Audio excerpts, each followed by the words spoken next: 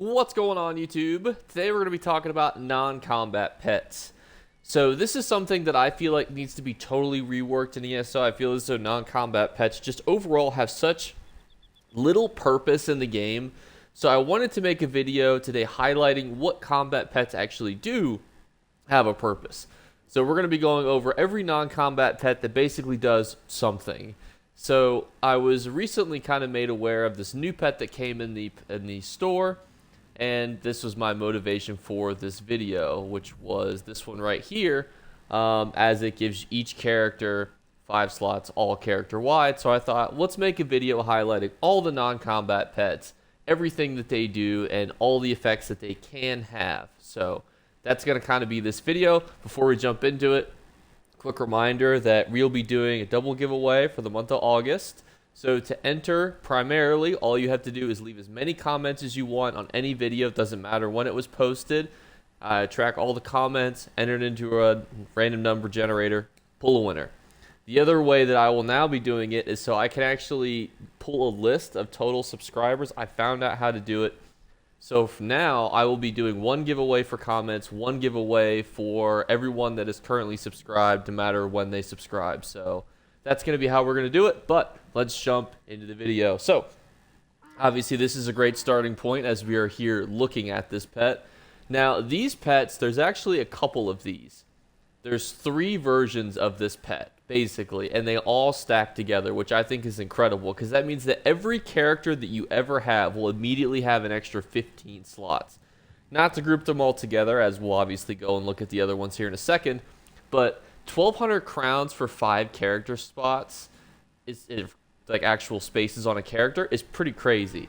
We'll go look at his brother in here soon, and then you can see he's got his 2 brothers. He's got Bristleneck Warboar, who looks like an absolute unit. He's carrying 4 arrows. It looks like exactly it actually looks like, it reminds me in the Hobbit movie, the Battle of the 5 Armies, when the dwarf came rolling in. That scene enraged my friend David because apparently dwarves don't ride mounts. So I apologize if there's any Tolkien fans that were offended by that scene. I didn't know enough of the background. But he is then followed by a very tiny rat who thankfully also gives 5 slots towards all your characters. So he's a really cool little pet boy, and I think that it's overall really nice.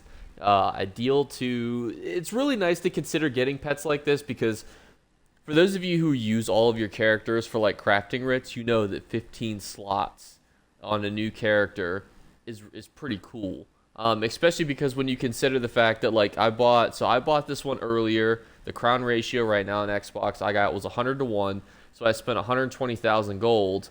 I think I have 14 characters, which means that for less than 10,000 gold, every single character got 5, extra slots each, which is a really good return on all of those characters.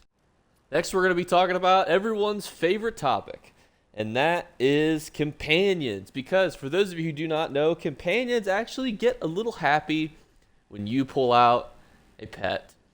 And there were rumors that this was going to become a cool system where if you had a pet out, they would get double XP and all sorts of other things. So I immediately ran out, did some testing, and found that that really wasn't true. I don't know if they have that planned in the future. I've not seen it in any patch notes, but it would be really cool if they considered something like that. So Isabel loves the Draduic Mountain Dog, the Imperial War Mastiff, the Bravil Retriever, the Drow Rescue Dog, or the Green Hill Farm Pets. She's a huge fan of those. For some reason, every other companion, minus Bastion, by the way, who doesn't like any pets, seems to only really like one pet. But Isabel, she loves all the dogs. She's one of those dog moms that you see and you're like, oh, yep, your dog is your child. Okay, it's not weird at all. Now we got good old Ember.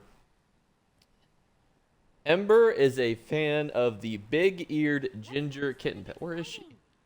Ember? Hello? Oh, there you are. She is a fan of the big-eared ginger pet, which I actually have out right now. So fun fact, this is actually a farmable pet that you can craft the rune box for which is going to be really cool for you guys. I'll put on screen the area that drops it. This is actually a really nice farm for people who are looking to farm something like rune boxes that they can sell. You can sell the fragments to people. Because when I had bought the rune box, it was almost 200,000 when Ember came out. Now, granted, I basically paid a premium because I wanted to test companion XP and rapport gain with, you know, their favorite pet out versus without it. So, I mean, obviously, I'm paying, you know, higher. People aren't necessarily going to be running out and jumping to get that extra +5 companion report, but I do think it's a really cool thing to consider. And then finally, we're going to whip out Miri, the good old Miri, who I leveled up to level 20 and is now completely reserved to the bench. Which honestly is not anything Miri did wrong, except for the fact that if I was to pick up this butterfly, she'd fucking hate me. Like, Miri is so temperamental when it comes to picking up bugs, and it's such a habit to just press A every so often, and there's bugs everywhere, so you just pick up a bug, and she's like, what are you doing?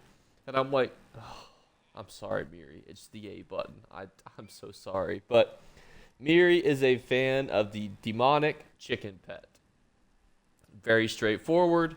Those are going to be all of the non-combat pets that have a hidden purpose in ESO currently. I am hopeful that they make changes to non-combat pets because I think overall there's some that look really cool, but again, they just don't do anything. You know, there's so many other games that have like really cool concepts for their non-combat pets, like stat buffs, or you can train them to do different things to give you those stat buffs or whatever. I think that there's just so much they could do that I really hope that they do make changes, because this is a system that's been like this for so long and has not really seen any change. And to wrap up this video, I just wanted to note also, so for those of you who were like, Jake, weren't you supposed to put out a sweet roll video yesterday? Yup. And I made it. I don't want to talk about it. It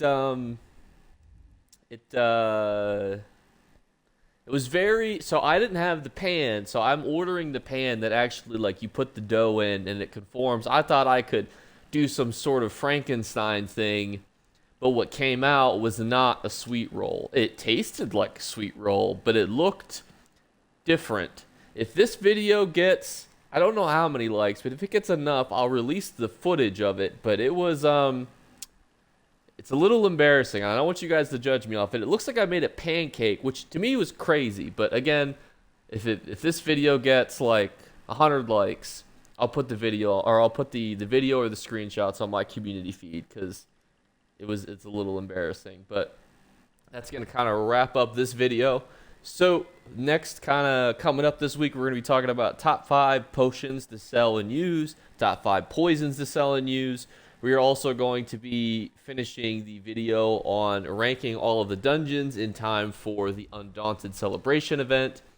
We are also going to be trying to do the September Market Watch. That may come out next week, in addition to ranking all of the style pages, like basically which style pages you need to keep an eye out for, because they're going to be most valuable versus ones that are just kind of and you could just kind of throw them to the side. So that's what's on the horizon. Thank you guys so much for stopping by, and I'll catch you guys in the next one. Bye, guys. You better remember to like and subscribe to Jake Clips. Or you should. I might have to pluck your eyes if you don't. Or, better yet, I'll skip rope with your entrails. Do it now. Subscribe. Ta-ta. Off with you.